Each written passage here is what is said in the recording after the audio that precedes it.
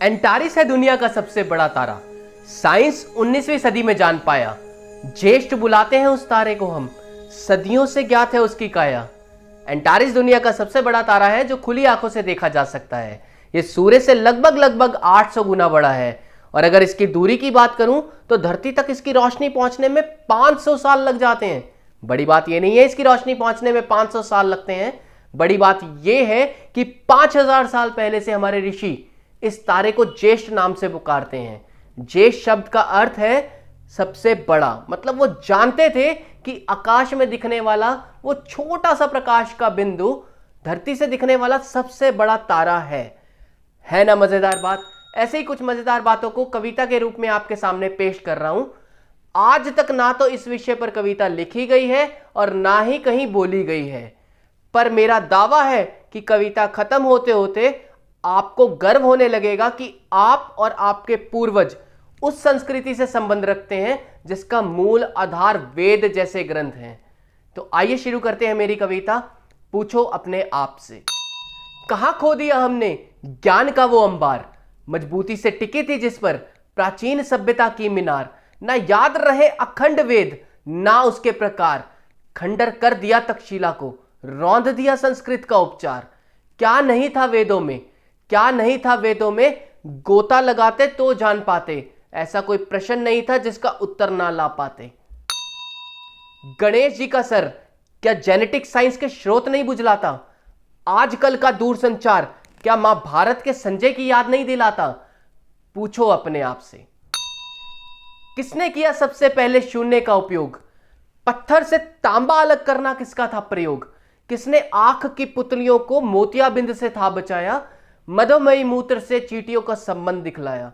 मतलब कितना आसान था ना। जिस व्यक्ति के मूत्र की तरफ चींटियां आकर्षित हो रही हैं उसे मधुमेह यानी डायबिटीज है। नॉलेज विद सिंप्लिसिटी कहां खो दी हमने, पूछो अपने आप से। क्या नहीं बताया नासा से पहले धरती का आकार, बुला दिया होगा ना सींगों पर गोला उठाए वराह अवतार।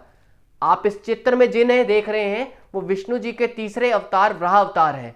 देखने वाली बात यह नहीं है इन्हें इस चित्र में किस रूप में दिखाया गया है, देखने और समझने वाली बात यह है कि इन्होंने अपने सींगों पर जिस धरती रूपी चीज को उठा रखा है उसका आकार गोल है। हम ये बात कब माने, जब नासा ने धरती की सैटेलाइट इमेजेस भेजी। सिर्फ यही नहीं, ऋग्वेद में साफ लिखा है कि धरती का आकार गोल है और वो पोल्स पे सपाट है यानी कि फ्लैट है। साइंस और नासा आज इसे भी मानता है।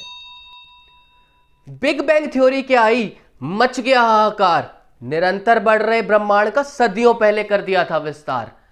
बिग बैंग थ्योरी एक साइंटिफिक थ्योरी है जो बताती है कि how universe was created, universe कैसे बना। एक छोटा सा विस्फोट हुआ, पार्टिकल निकले जो निरंतर बढ़ते चले जा रहे हैं। ऋग्वेद के शुरू के अंग सिर्फ यही बताते हैं कि ब्रह्मांड का निर्माण कैसे हुआ। मैं इतनी गहराई में नहीं जाऊंगा इस कविता में, मैं आपको सिर्फ ब्रह्मांड शब्द का मतलब समझाता हूं। ब्रह्मांड शब्द दो शब्दों से मिलकर बना है, ब्रह और अंडा। ब्रह मतलब निरंतर बढ़ना, अंडा मतलब अंडे के आकार में। अंडे के आकार में निरंतर बढ़ना ही तो ब्रह्मांड है ना मजेदार बात। क्या नहीं बताया नासा से पहले धरती का आकार, भुला दिया होगा ना सींगों पर गोला उठाए वराह अवतार। बिग बैंग थ्योरी क्या आई, मच गया हाहाकार, निरंतर बढ़ रहे ब्रह्मांड का सदियों पहले कर दिया था विस्तार। पूछो अपने आप से। विमान उत्पादन के सिद्धांत कहां से पाए गए, प्लास्टिक सर्जरी जैसे विलास कहां से लाए गए, कहां से आए आयुर्वेद के उपचार, पूरी दुनिया में क्यों हो रहा है योग का प्रचार। पूछो अपने आप से। रोशनी की गति का अनुमान कहां से आया, विलुप्त द्वारका नगरी का ज्ञान कहां से आया, बिना दूरबीन के ग्रहों का विस्तार कहां से आया, लंका में हिमालय सा ठंडा पहाड़ कहां से आया। कहा जाता है हनुमान जी जब संजीवनी पर्वत लेकर जा रहे थे लंका तो उसके कुछ टुकड़े लंका में गिरे थे। अगर वहां के लोगों की बात मानी जाए तो लंका में कुछ पहाड़ ऐसे हैं जहां की मिट्टी सिर्फ हिमालय जैसे ठंडे इलाकों में पाई जाती है, ना कि लंका जैसे गर्म देश में। तो क्या वो कुछ पहाड़ संजीवनी पर्वत के वो टुकड़े तो नहीं। पूछो अपने आप से।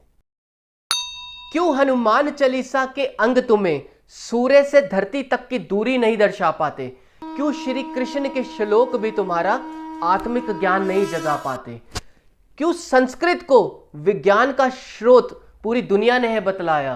क्यों निकोला टेस्ला ने अपनी हर किताब में स्वामी विवेकानंद को आदरणीय बतलाया? पूछो अपने आप से।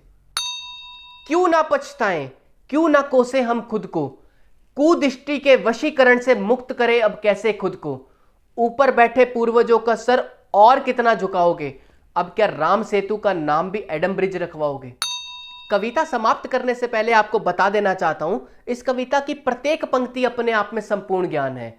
हर पंक्ति की पुष्टि वैज्ञानिक तौर से और ग्रंथों के श्लोकों द्वारा मैं अपने आने वाले वीडियोस में करूंगा। उदाहरण के तौर पे राम सेतु का नाम एडम ब्रिज क्यों रखा गया? रखा जाना चाहिए था? उत्तर बिल्कुल नहीं रखा जाना चाहिए था। तो फिर किसने इसका निर्माण किया? क्या इसकी लंबाई थी? क्या इसकी चौड़ाई थी? कितने दिनों में यह बनकर तैयार हुआ? क्या आज का श्रीलंका देश ही वही लंका है जिसका जिक्र वाल्मीकि रामायण में किया गया है? इन सभी प्रश्नों के उत्तर मैंने अपनी अगली वीडियो में डाल दिए हैं, जिसका लिंक मैंने ऊपर डिस्क्रिप्शन में दिया है। आप इस वीडियो को मेरे YouTube चैनल पूछो अपने आप पर जाकर भी देख सकते हैं। और हाँ, चैनल को सब्सक्राइब करना मत भूलिएगा। ये सब वीडियोस आप तक निरंतर पहुंचती रहें, इसके लिए आपको चैनल को सब्सक्राइब करना बहुत जरूरी है। तो आइए समझते हैं कविता की आखिरी पंक्तियां क्या चाहती हैं। क्या जरूरत आन नहीं पड़ी गदर की मशाल जलाने की? क्या जरूरत आन नहीं पड़ी गदर की मशाल जलाने की? नीरस मोतियों को त्याग अपनी मणि को ढूंढ लाने की? वैदिक मनोवृत्तियों की लौ से प्रचंड ज्योत जलाने की? अंधकार से मुक्त कर अपने वंशजों को संपूर्ण ब्रह्मांड ज्ञान दे जाने की? यहां से इस कविता का कर्तव्य पूरा होता है, पर आपका कर्तव्य यहां से शुरू होता है। ज्यादा से ज्यादा इस वीडियो को शेयर कीजिए। फेसबुक पे कीजिए, यूट्यूब पे कीजिए, ट्विटर पे कीजिए, इंस्टाग्राम पे कीजिए, टेलीग्राम पे कीजिए, जहां आपका मन करता है वहां कीजिए। पर प्रार्थना है मेरी, इस लॉ को अब बुझने मत दीजिए। मतलब बहुत हो गया वो सूरज और पक्षियों वाले गुड मॉर्निंग मैसेज। अगर वाकई ही किसी की जिंदगी में सवेरा लाना चाहते हो, उसे एक प्राउड, एक गर्व वाली फीलिंग देना चाहते हो कि वो किस संस्कृति से संबंध रखता है, तो आज उसे ऐसा कुछ जरूर शेयर कीजिएगा।